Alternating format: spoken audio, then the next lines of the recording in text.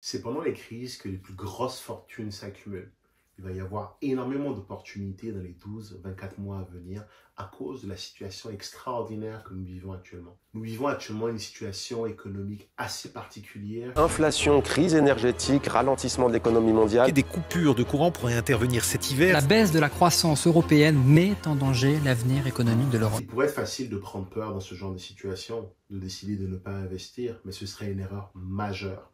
Pourquoi? Parce qu'en n'investissant pas en temps de crise, vous allez manquer l'opportunité du siècle de pouvoir tirer profit des opportunités extraordinaires qu'il va y avoir dans les mois à venir. Dans cette vidéo, je vais expliquer exactement comment faire pour réussir à investir malgré la crise et tirer son épingle du jeu afin de profiter massivement financièrement de la période que nous traversons. Je vais tout d'abord commencer par faire une analyse de la situation et expliquer pourquoi est-ce qu'on a cette crise.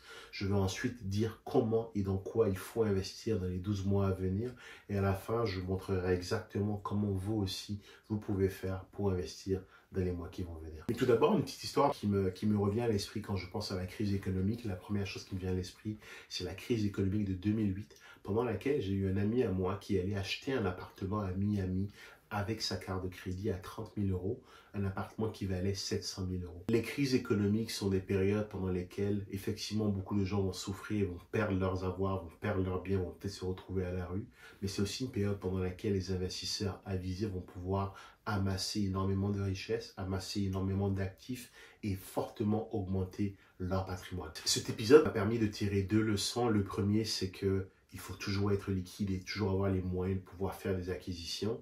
Deuxièmement, il faut toujours surveiller le marché et être à l'affût d'opportunités financières. Donc, quels sont les facteurs qui font qu'actuellement nous avons une situation, ce que les Américains appellent un perfect storm? C'est une combinaison de plein de critères qui font que nous avons un cocktail explosif. On va les détailler dans un instant. Le premier élément, ce sont les tensions géopolitiques qu'il y a notamment entre les États-Unis, la Russie et la Chine, qui font qu'aujourd'hui on a une instabilité au niveau politique et on craint pour des conflits généralisés. Ceci entraîne une instabilité économique qui ne permet pas un développement de bonnes relations commerciales entre les différents pays. Le deuxième élément, c'est la crise énergétique qui est aussi due en partie à cause des problèmes qu'il y a actuellement en Ukraine avec la Russie. La Russie est un gros pourvoyeur d'énergie à l'échelle mondiale et de par les embargos et les sanctions qu'il y a actuellement, l'énergie, le pétrole, le gaz a explosé. Et la conséquence, c'est que toute une économie, un produit intérieur brut n'est rien d'autre qu'une transformation de l'énergie. À titre d'exemple, la production intérieure brute d'un pays, le PIB, n'est rien d'autre que la transformation de l'énergie en argent. Et c'est ce qui fait qu'aujourd'hui, parce qu'il manque de l'énergie, les PIB sont en train de fondre. Un exemple concret, c'est qu'il y a un ami à moi qui vit en Belgique et dans sa ville, la boulangerie a dû fermer. Pourquoi? Parce que le coût du gaz était devenu extrêmement cher et elle n'était plus en mesure d'être profitable en vendant des baguettes de pain et donc elle a décidé de fermer.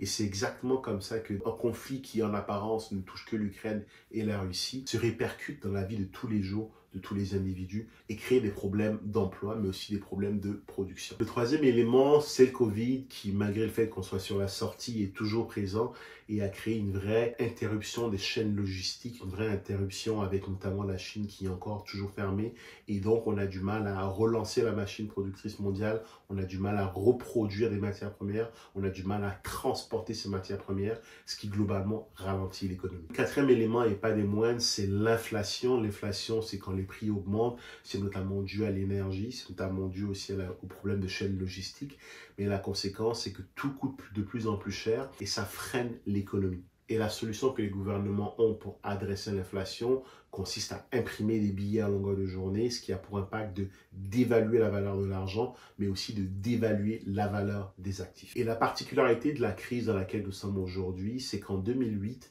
quand il y a eu une crise économique, ce que les gouvernements ont fait, c'est qu'ils ont baissé les taux d'intérêt afin de venir contrer la crise économique et ils ont imprimé énormément de billets. Le challenge, c'est qu'aujourd'hui, ils ne seront pas en mesure de le faire pour deux raisons. C'est qu'ils ont déjà imprimé énormément de billets et que les dettes sont astronomiques. Mais deuxièmement, en baissant les taux d'intérêt, ce qu'il risque de faire, c'est de relancer la machine à consommation, ce qui risque de repousser l'inflation vers le haut, ce qui est exactement ce qu'ils essaient de combattre actuellement. Et donc, les gouvernements n'ont plus accès à cet outil-là, qui est justement de pouvoir jouer avec les taux. Et donc, ils ont les mains liées et on s'en va du coup droit dans un mur parce qu'ils ne seront pas en mesure de pouvoir relancer l'économie compte tenu de toutes ces situations. Et donc, une fois qu'on a fait ce portrait assez peu glorieux de la situation économique dans laquelle on est actuellement, la question à se poser, mais c'est comment faire pour réussir à investir et aussi au passage, mais pourquoi il est primordial d'investir dans cette période de crise? Pour deux raisons. Premièrement, tout argent qui n'est pas investi et qui ne prend pas de la valeur à travers des investissements perd de la valeur. Et ce, de par le fait de l'inflation. Quand l'inflation augmente, 1 dollar aujourd'hui vaut beaucoup moins demain. Et donc, le capital qui est amassé, qui est stocké dans les comptes bancaires et qui n'est pas investi, perd de la valeur. Deuxièmement, il est très courant en période de crise économique comme celle qu'on s'apprête à traverser, qu'il y ait une destruction de l'emploi, qu'il y ait des pertes d'emplois. Et c'est pour ça qu'il est important de se créer d'autres sources de revenus pour ne pas dépendre uniquement de son emploi, parce qu'en cas de perte, tu serais mal pris, tu serais dans la merde. Une fois qu'on a dit ça, je vais te dire exactement comment faire pour réussir à investir et dans quoi investir dans cette période de crise. De tout temps, l'immobilier a toujours été une valeur refuge qui a toujours permis aux gens de pouvoir combattre l'inflation. À nouveau, lorsque l'argent est stocké sur un compte bancaire, il perd de la valeur, alors que lorsqu'il est investi dans une propriété, il prend de la valeur avec cette propriété-là. Mais une fois qu'on a dit ça, dans quoi investir? Et donc la stratégie que je te proposais, une stratégie qui a été mise en place par des millions de personnes avant moi, surtout en Amérique du Nord, et qui consiste à faire les 3 étapes suivantes. Première étape, il faut que tu achètes ta résidence principale. Je sais que ça peut paraître contradictoire par rapport à tout ce qui t'est dit sur Internet, mais je vais te l'expliquer dans un instant.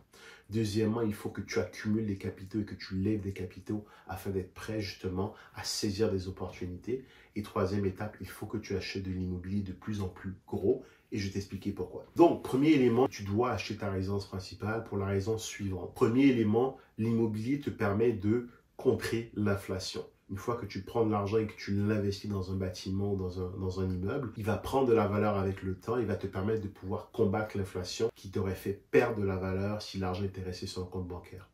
Deuxièmement, tu vas avoir le contrôle de ton loyer, tu vas avoir le contrôle de tes paiements mensuels parce que quand tu achètes un bâtiment ou une résidence principale, tes paiements sont fixes, ils sont connus versus un loyer qui peut évoluer à tout moment, surtout dans les périodes de crise, surtout dans une période dans laquelle on est actuellement en Amérique du Nord, au Canada, où est-ce qu'on manque drastiquement de logements et où est-ce qu'on prédit déjà une augmentation significative des loyers. Être propriétaire de ta résidence principale va te permettre derrière de contrôler tes paiements mensuels. Troisième élément, c'est que tu vas aussi pouvoir combiner justement non seulement la prise de valeur de ton bien avec le paiement de l'équité, mais aussi avec des déductions fiscales si par exemple tu achètes un duplex ou un triplex. Donc si tu combines à la fois l'achat d'une résidence principale avec l'achat d'un bien locatif, tu vas être en mesure d'aller chercher des déductions fiscales qui vont venir augmenter ton rendement, chose que tu n'aurais pas eu si tu restes locataire et que tous les mois tu jettes un loyer par la fenêtre. La deuxième étape, c'est de lever des fonds afin d'accumuler un pactole qui va te servir à investir par la suite. Comment tu le fais? Premièrement, ça passe par tes savings, tes économies. Tu dois augmenter le delta, la différence qu'il y a entre tes revenus et tes dépenses, et ce en baissant tes dépenses et en augmentant tes revenus, ce qui va te permettre d'épargner plus d'argent. Deuxième élément, tu dois aller chercher toute l'équité que tu as dans les bâtiments que tu détiens, et ce à travers le refinancement. On a cette chance en Amérique du Nord d'avoir accès constamment à de l'équité qui est disponible dans nos bâtiments à travers le refinancement. Alors, ce que je t'invite à faire tout de suite, c'est d'aller chercher ces montants-là afin d'être prêt à pouvoir t'en servir. Troisième élément, c'est le financement créatif. Je t'invite à aller voir les institutions bancaires pour lever les fonds, aller chercher des facilités de paiement, aller chercher des facilités de crédit afin d'avoir des montants conséquents à investir, notamment dans la troisième étape que je vais te décrire tout de suite. Si tu veux en savoir plus sur comment faire pour aller chercher des fonds auprès des institutions bancaires, tu trouveras dans la description de cette vidéo un lien vers un événement que j'organise tous les samedis dans lequel je vais t'expliquer exactement comment faire pour aller chercher des montants conséquents jusqu'à 1 million chez les institutions bancaires afin de pouvoir acheter des propriétés cash. La troisième étape que tu dois mettre en place, c'est ensuite d'acheter des bâtiments de plus en plus gros. La stratégie que je te donne consiste à effectivement avoir une résidence principale pour ne plus dépendre d'un propriétaire quand il s'agit de ton loyer, d'aller chercher un maximum de fonds pour acheter des bâtiments justement de plus en plus gros et c'est la troisième étape. Pourquoi des bâtiments de plus en plus gros? Je te parle ici de multi-logements, je te parle ici d'immeubles de rapport, parce que c'est là que tu vas avoir du vrai cash flow. Et la beauté du cash flow, c'est qu'il te permet de passer à travers l'hiver, il te permet de passer à travers les périodes de récession économique, il te permet de passer à travers les périodes difficiles sans jamais avoir l'obligation de vendre au mauvais moment parce que tu n'es plus en mesure de supporter tes paiements. Alors, si tu veux avoir du vrai cash flow, il faut que tu achètes des bâtiments de plus en plus gros. Plus c'est gros et mieux c'est. Le deuxième avantage d'acheter des bâtiments qui sont gros, c'est qu'ils sont faciles à gérer, contrairement à ce que tu pourrais penser.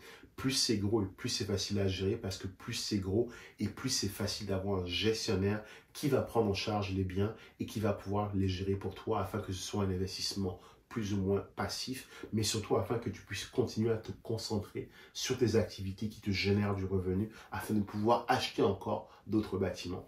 On a la beauté, c'est qu'on va entrer dans une période où est-ce que les vendeurs sont très hésitants, ils ont peur, ils pensent aussi que le marché va se casser la gueule. Alors c'est l'opportunité, c'est le moment de pouvoir aller les voir et négocier des prix à la baisse. L'autre raison pour laquelle il est très intéressant d'aller chercher des bâtiments de plus en plus gros, c'est parce que les bâtiments qui sont gros, leur valeur est décorrélée de celle de tes voisins. Si tu achètes par exemple une maison, le challenge c'est que si les maisons autour de toi perdent de la valeur, ta maison perd de la valeur. La beauté quand tu achètes par exemple des bâtiments qui sont de plus en plus gros, c'est que leur valeur n'est pas directement basée sur la valeur des voisins, mais elle est basée sur leurs revenus locatifs. Et les revenus locatifs vont fortement augmenter dans les années à venir de par le fait qu'on est déjà en pénurie de logements, on manque de logements pour la population qui est actuellement dans le pays et donc avec l'augmentation de la demande qui va venir avec l'immigration forte qu'on va avoir dans les mois et dans les années à venir et qu'on a eu sur les 2 dernières années, les valeurs locatives, les loyers vont augmenter et de facto, sur les gros bâtiments, la valeur de tes bâtiments va aussi augmenter et donc tu vas pouvoir fortement t'enrichir au cours des prochains mois. Le dernier élément aussi pour lequel il est important d'aller chercher des bâtiments de plus en plus gros, c'est parce que tu vas pouvoir utiliser à nouveau le refinancement et constamment pouvoir sortir de l'équité de ces bâtiments-là afin d'en acheter d'autres. Voilà, ça fait le tour des 3 étapes que tu dois implémenter pour investir pendant la période de récession dans laquelle on va entrer en 2023. Si tu as des questions, je t'invite à regarder dans les commentaires. Tu m'écris la question dans les commentaires et mon équipe et moi, on se fera un plaisir de te répondre. Ce que je t'invite à faire, c'est premièrement de liker cette vidéo et de me mettre en commentaire toutes tes questions afin de faciliter l'algorithme et lui permettre de faire découvrir notre vidéo par le plus grand nombre de monde possible. Ensuite, je t'invite à partager ces vidéos à tous tes amis, à tous tes potes, car la meilleure façon de réussir à investir, c'est aussi d'investir à plusieurs. Je te dis à une prochaine vidéo. Salut!